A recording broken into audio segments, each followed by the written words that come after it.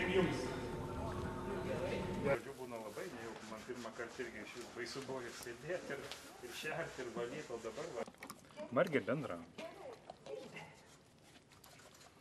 O tas rep. Nu palauk, nebijo.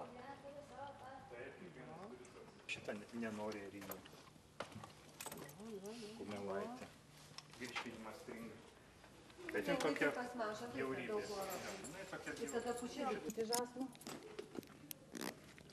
Bet paima. O kur įdėsis?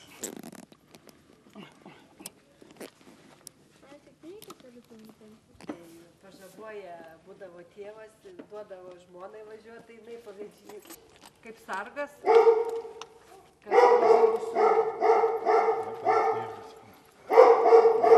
Pro akį eina šniuriukas ir jie gal kažkaip žinai, gal kaip tik patiks ir...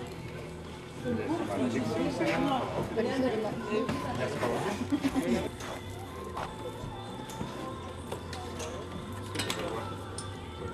Mes neminėšvakės, viskas sudėkis. Nieko iš vis nereikia. Jūs tik sakysit, jums kas patogu, kas nori. Jūs suprasite. Čia nieko nespausas, viskas tvarko, neturi tokių šuntų, nieko neturi.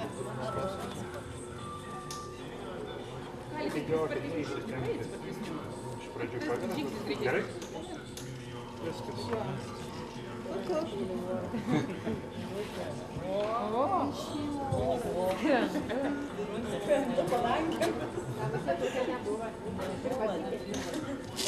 Remigijus stato iš kosmos.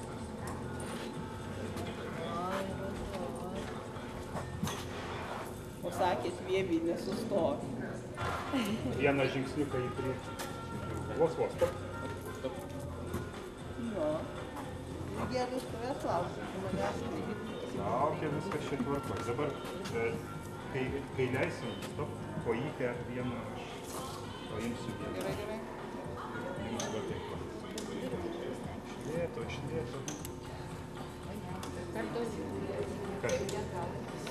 Taip pat. Kurstų.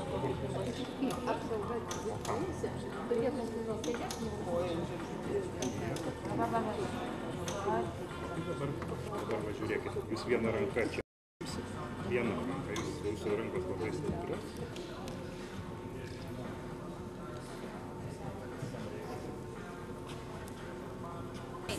Kol įpras, tik laikykitės už kilpos, o ne už diržą.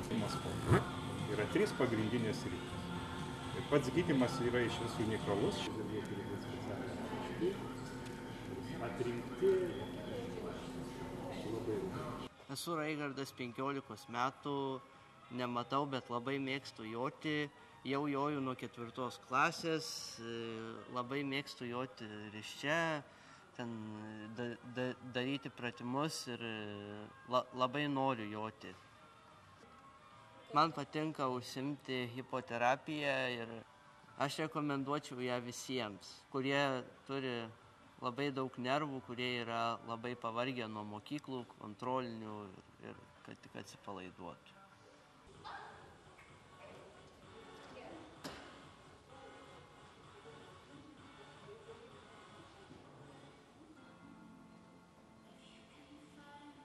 Hipoterapija yra formaliai pripažinta kaip reabilitacijos gydymo metodas 1960 metais Vokietijoje. Šiuo metu šis gydymo metodas taikomas tiek pas mūsų kaimynus Latvius, Lenkus, Suomius, Švedus bei kitas Europos šalyse. Šis metodas yra unikalus tuo, kad pačiam procese nedalyvauja žmogus, tik tai pats raitelis ir žirgas. Joks kitas žmogus procese nebedalyvauja. Šis metodas padeda žmonėms turintiems įvairių funkcinių sutrikimų. Tai yra cerebrinis paralyžius, Dauno sindromas, stuburo smegenų pažeidimų turinčių žmonių bei eilę kitų susirgimų, tiek po trauminių, tiek po operacinių. Be abejo, yra kaip ir parodymai, taip ir prieš parodymai, kad negali žmogus, kuris turi panišką baimę žirgams arba gyvūnams, alerginiai susirgymai nuo kailio gyvūnų, toliau onkologiniai susirgymai bei širdies tam tikri sutrikimai. Voja šis gydymo metodas taikomas labai nesenai. Tai yra 2-3 metai, nedaugiau, bet tai vyko visą tai daugiau žmonių iniciatyva, bet...